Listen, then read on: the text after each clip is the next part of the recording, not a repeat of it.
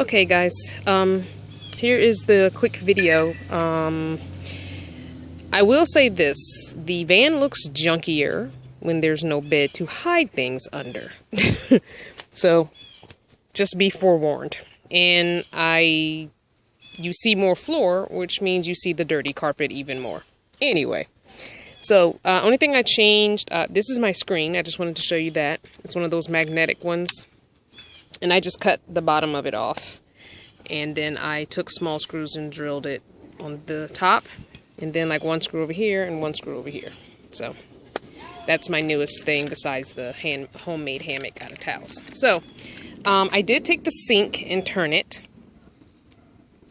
Before it was turned the other way. I turned it this way to give myself more space coming in because the crate toilet had to go here because there really was no other place for it. So, coming in, oh, my knee is really bothering me today, guys, so bear with me. Alright, so coming in, I'm gonna try and sit on the edge of this crate. Hopefully it doesn't break on me if you hear me fall. I did take away my corrugated white plastic walls that I made in the last video. Reason being, I kept scraping up against them when I was walking through. And I'm going to figure out a way to make that work for me. But I went back to the curtains. What I did was I put the black ones that I originally had on the outside. And then the light blue ones are facing me on the inside. So it's a double curtain. Because neither one of those curtains were blackouts. They were just regular room darkening curtains, not blackouts. So this way now they are blackouts because no one's seeing anything through there. So behind the driver's seat, I have two drawers I've already had. Everything in here is stuff I've had. One of the big drawers of the three that I have. And I'm considering putting all three in here, but I wanted to see space-wise what it looked like. And I'm thinking no, because that's going to smush me over a little bit. I would like to get drawers this size and maybe put one here and then swap this big one out, and I'm going to sell the three big ones that are this size. I just bungeed. I have one of those bungee things that's like a big rubber band. I just put it around the two smaller drawers and put the trash can on top of that. I went back to hanging my clothes up. I just prefer it. I don't like pulling through drawers that much. However, I will preface that with they might go back in drawers because in the winter, remember, I had such a huge issue with moisture. And that's why they ended up back in a drawer, because of the moisture from the winter and using the propane propane heater, the buddy heater. Okay. Down here are my scarves, hair scarves. And I'll show you what was in. This is the stuff that was either in the car top carrier or under my cot. Okay. This is everything. So this is my 12-volt cooler, and I just took the top off of it because there's no food in it. My Mr. Buddy heater is there, and they are both bungee together and bungee to the plastic side of the minivan. They are sitting on top of a plastic tub that has all my camping stuff in it. This is my blanket and pillow. They sit on top of a crate that has the miscellaneous food items. Not food itself, but food items. So, like, there's no food there. It's the stuff you would use if you were going to cook. This is the only food I have in the van right now. And I'm only going with non-perishables. It's just too hard to keep stuff cool. The 12-volt cooler is very nice, but unless you have solar for it to run all the time, it doesn't work. And I don't. So I've given up on it. I have gotten rid of my tool bag, the green tool bag that I used to have, and I put it in a small tub. Now all my tools fit because they never all fit in the green bag anyway.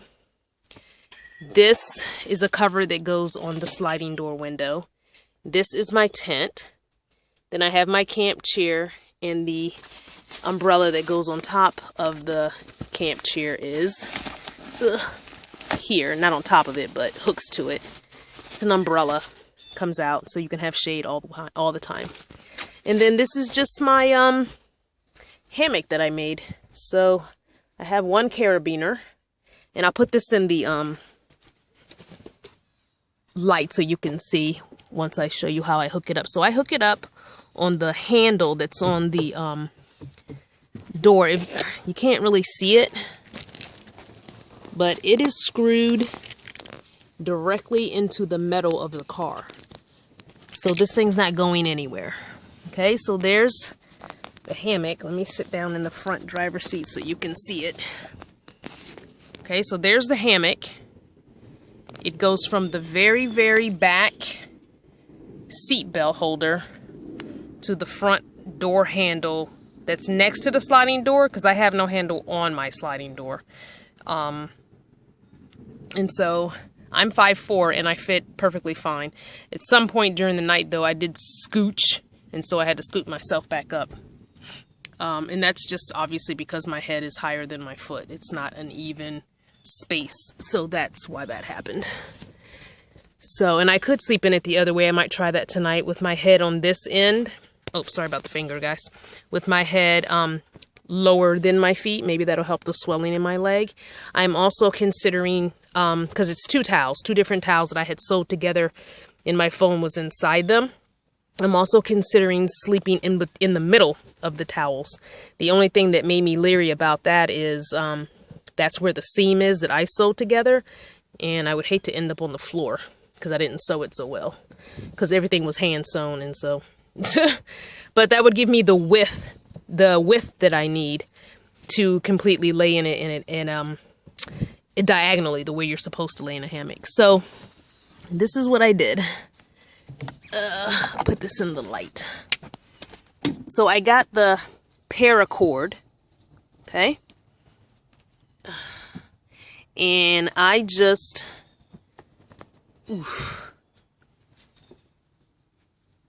sewed it on.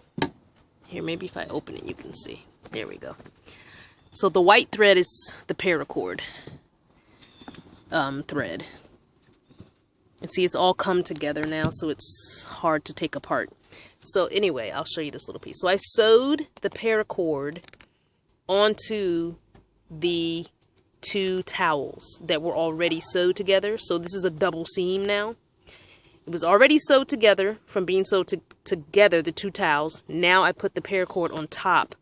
I turned it inside out, laid the paracord down, and just began to sew it. This is upholstery thread.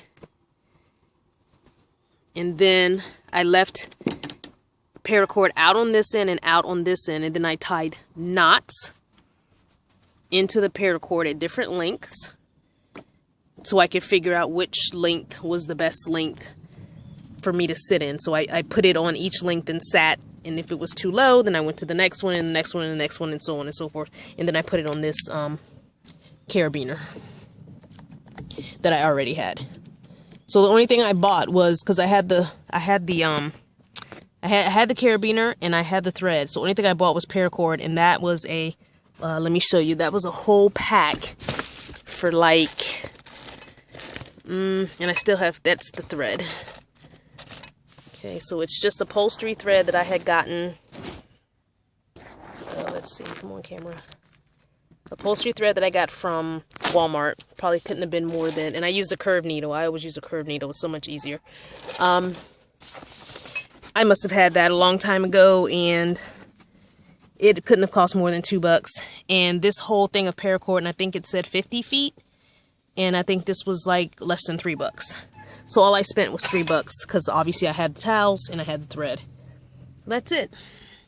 Now for this one, because I only had one carabiner, I just tied those two ends into a knot and hung it, and I made that end adjustable, so once this end was done, it didn't matter. So, and it's not even, let's see if I can put some light for you. I'm not parked in the most well lit place because obviously it's hot and I'm trying to stay in the shade. Let me open this, maybe that'll help. Sorry guys, the crazy camera. I don't think you're going to be able to see this, even though I really want to show it to you and I don't have two hands. Okay, this is not working. All right, I'll show you how I have it hung using my seatbelt in the front as an example. Because I have it hung this way, it's just not on this seatbelt. It's on the back seatbelt. Okay, so you see the curve of the seatbelt here? All right, so I have it hung. Ugh, come on, cooperate. Ugh. Okay, this is like the worst video ever. All right. So the curve of the seat, now the back seatbelt doesn't have this adjustable thing. It just has this plastic and the bolt that's in the plastic. The plastic is just a cover for the bolt. The bolt is under there. So all I have is this looped over the plastic. Come on, cooperate. So I just have this looped over the plastic in the back seatbelt. It's just a better seatbelt. It doesn't have this whole plastic thing over it, casing. The only reason this casing's here is because the seatbelt is adjustable. So in the back, it's just this loop. There's no plastic casing. There's no adjustable. So I just have this cord draped over it and tucked behind the two black little notches. And it was fine. It didn't, I mean, I didn't wiggle or anything, but it did not, I didn't feel any movement in the middle of the night. I didn't feel any sudden drops or anything. So it worked. Perfectly fine. It was perfectly fine. So, and of course the good thing about having a hammock is you just toss it over there when you're done. And then what I did is I put my camping chair here in the middle, and I was able to get washed up this morning and go to work. The one thing I will say and reiterate that I said in the beginning is it's hard to hide all your junk when you don't have a bed. So I will be coming up with a better solution for storing all this stuff. And that might mean like a couple of small dressers or something, like nightstands, that stuff can go into drawers and be out of the way instead of these plastic bins. It just looks really junky and I don't like that. I do have more, obviously, because the camping stuff in the tent came out of the car top carrier. So there you go, more stuff in the vehicle. So we'll see. But if I go with the bed that the van man, my van hero, is going to make me, all those white containers will be under it because it's going to be 16.5 inches high. So the only thing that could sit on top of it would be the Mr. Buddy heater, the 12-volt fridge, and then I would lay at an angle, and it would come to right about where the toilet is. It would come to about, yeah, exactly where the toilet is. I think I measured that out. That's 50 inches. So it would be 50 inches from the back to the front, and I measured 51 or 52 across. So I'm thinking 50 by 50 is how I would want the bed. And then I would just sleep at an angle, which would give me exactly enough room to sleep on. And then all those things would be under it except for the cooler, the Mr. Buddy, and I am considering just going with the regular bucket type toilet and not using this anymore because this is so much bigger than it needs to be. It really, really is. And it wouldn't stick out as much. I mean, and a bucket just looks, you know, less, you know, obvious than this. Like the little $15 like Lugabaloo type bucket doesn't look as obvious as this does as a toilet. And it doesn't really, I don't know, it just is big and it's awkward. So I don't know, we'll see. So I've got another month before the bed, a little less than a month before the bed is possibly going to be made. So we'll see. It's not pleasing to my eye. It looks very junky and I don't like that. So I've definitely got to, when payday comes, go to the thrift shops and stuff and figure out how I can neaten this up because it's messing with all of my inner feng shui and OCD-ness tendencies. Anyway, that's all I've got. I'm going to head over to either Starbucks or the library so I can download this video. Give me a thumbs up. Hit me up on Facebook. And I will see you guys once this gets better organized.